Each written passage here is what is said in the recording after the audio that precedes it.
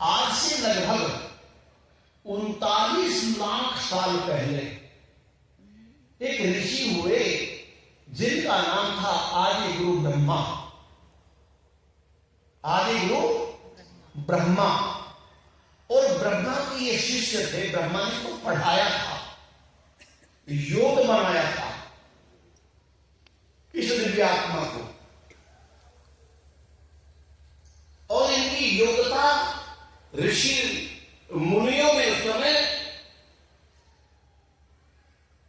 सबसे आगे की थी, सबसे चोटी की थी, इसलिए तो श्रृंगी कहा गया।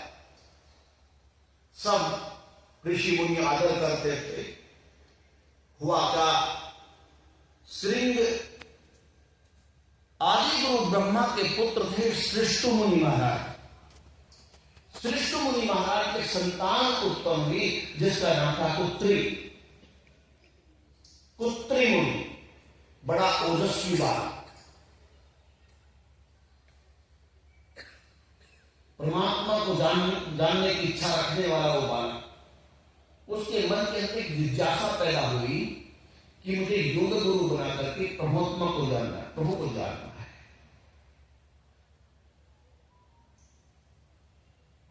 वो पिता की आज्ञा लेकर के गुरु की खोज में निकल पड़े, और गुरु की खोज में निकल करके वो विभिन्न ऋषियों के द्वार पर पहुंचे। अपनी बात बताई, अपनी इच्छा प्रकट की कि मुझे योग गुरु चाहिए, मुझे अमुक अमुक जानकारी चाहिए। तो लोगों उन ऋषि मुनियों ने कहा कि ये हमारी योग्यता नहीं है जो हम तुमको शिक्षा दे सके। कुछ समय के पश्चात एक ऋषि ने कहा, यदि तुम्हें इस विषय की जानकारी करनी हो तो एक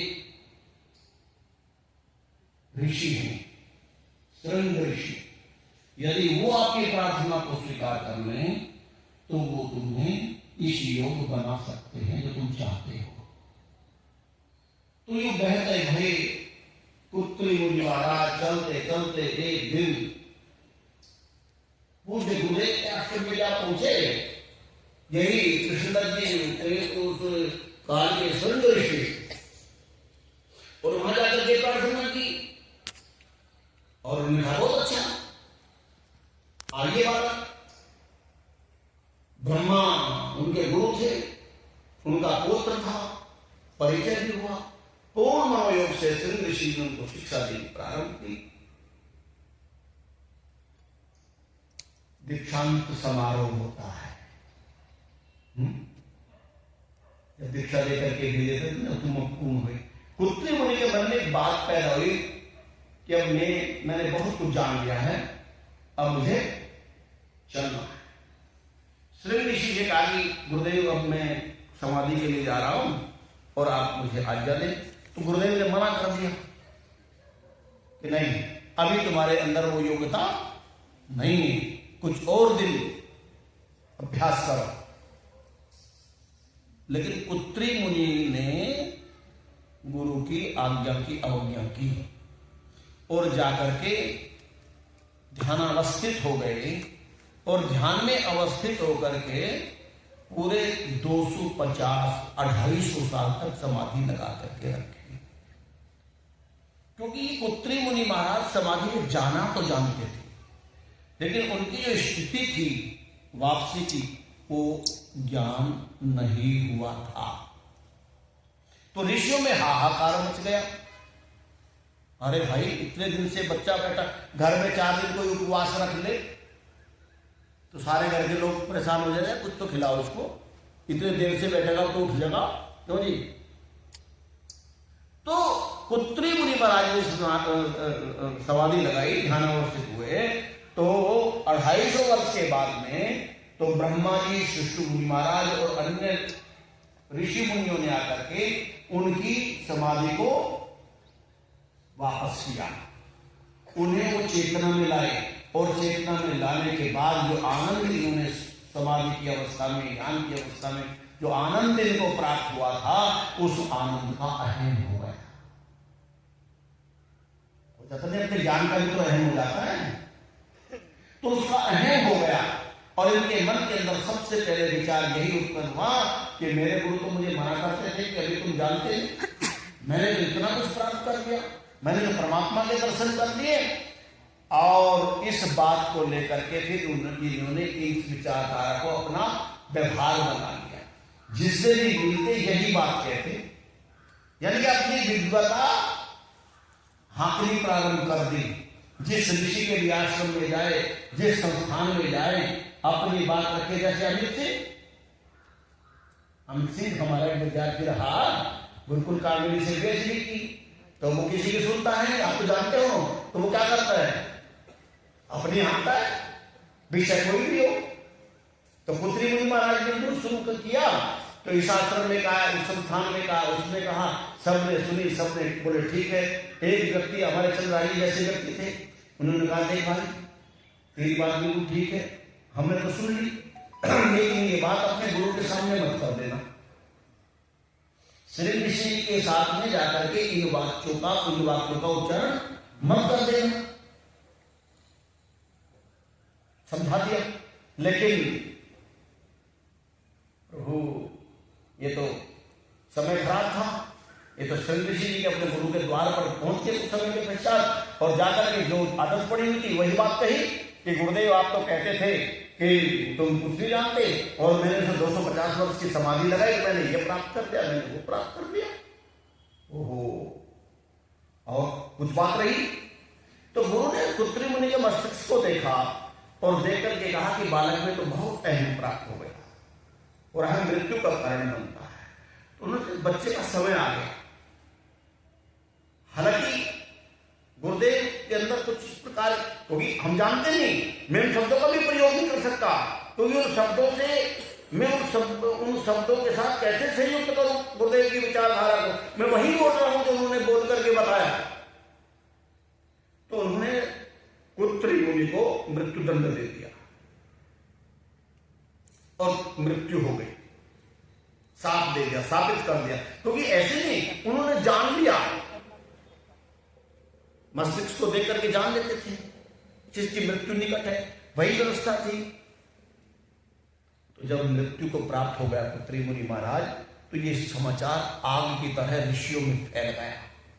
ब्रह्मा जी को भी पता चला, तो ब्रह्मा जी आदि आकर के अपने शिष्य श्रृंग जी को पूछने लगे, अरे भाई तुमने ये क्या कर दिया, तुमने बालक को मृत्यु दंड दे दिया, तुम समझा सकते थे, तुम और दूसरा तरीका अपना सकते थे। ब्रह्मा जी ने भी उस समय पूज्यपाद गुरुदेव जो कृष्णदत्त जी के नाम से जाने गए, जिन्होंने लाक्ष बनाओ पर बहुत बड़ा विद्यालय बनाया, गौशाला बनाई, और यज्ञों का ये प्रसंग ऋषि धारण के बाद में जो एक बहुत तेजी के साथ में प्रारंभ किया, स्वस्ति याग, सविता याग, चतुर्वेद पारायण याग, अनेक यज्ञों का उन्होंने प्रारंभ किया इस जन्म में भी आकर के। तो उनको ब्रह्मा जी ने साथ और ये कहा कि आज से लगभग कलयुग में, कलयुग के 5,500 वर्ष व्यतीत हो जाने के बाद तुम एक ऐसे घर में जन्म लोगे जो तुम्हारी आकृति भी अच्छी नहीं रहेगी, तुम्हारी शिक्षा भी नहीं होगी, तुम्हारा परिवार भी दीनहीन रहेगा। इस प्रकार की, क्योंकि संता निवारण नाम की एक पुस्तक रखी है, उन्होंने ही महान जी ने ये बोल ली है, टेक कर लिया, फिर संविधान समिति ने उसको लिख लिया वो जन्म। तो उन्होंने फिर गुरुदेव से याचना की कि महाराज फिर मेरा क्या होगा, मुझसे भूल हो गई, गलती हो गई, मेरा क्या होगा। गुरु उदार तो होते ही हैं। फिर गुरु ने कहा कि जाओ, अब तुम्हारे पास एक निधि होगी कि जब तुम चित्र ले जाया करोगे तो ये जो संस्कार तुम्हारे चित्त के अंदर पड़े हैं प्रारब्ध के, ये उद्बुद्ध हो जाया करेंगे और एक विशेष अवस्था में, बैठनी अवस्था में तुम उनका धारण होता है। और जब गुरुदेव जब सामान्य अवस्था में आओगे तो तुम सब कुछ भूल जाओ, तुम्हें पता ही नहीं रहेगा। सामान्य अवस्था, ये मेरा क्या होगा, तब जाकर के इतनी छूट की थी कि इतना हो जाएगा। लोग तुझे कोई ढोंगी कहेगा, कोई तुमको किसी प्रकार से अपमानित करेगा, और वही सब कुछ हुआ उनके साथ में। तो ऋषि मुनि अपने अपने गंतव्य पर चले गए, गुरुदेव चिंतन करते रहे, विचार करते रहे। उसके बाद में भी पूज्यपाद गुरुदेव सतयुग में भी ऋषि बने। द्वापर के काल में, त्रेता के काल में आकर के राजा दशरथ के यहाँ पुत्रेष्टि यज्ञ कराने वाले ये आत्मा थी।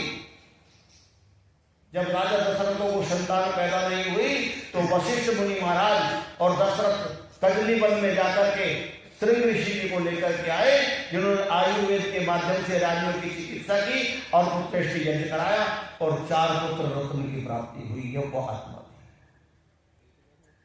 द्वापर के काल में भी आए आप। राजा श्रृंग ऋषि एक उपाधि है। जीवन अलग अलग हुए हैं। जैसे हर जीवन में, हर जन्म में आपको वही उपाधि मिलती रहेगी। भाई आज व्यक्ति डॉक्टर बन गया, अभी भी डॉक्टर बन गया, अगले जन्म में फिर डॉक्टर बन गया, फिर तीसरे जन्म में फिर डॉक्टर बन गया। तो इसी प्रकार से श्रृंग ऋषि एक उपाधि है, और इनके कर्म वही रहे कि हर जन्म में ये श्रृंग ऋषि बनते चले आए। अब ये जो इनका संस्कार था, ये 39 लाख साल पहली कहानी है, यह घटना है। अब जब उस भोग से ये न बच सके तो हम तुम कौन, जब भीषम द्रोण भी लुटिया गए डूबो, हम कहां बचेंगे भाई। तो इसलिए बहुत सावधानी होकर चलने की बात है। सावधानी हटी दुर्घटना घटी।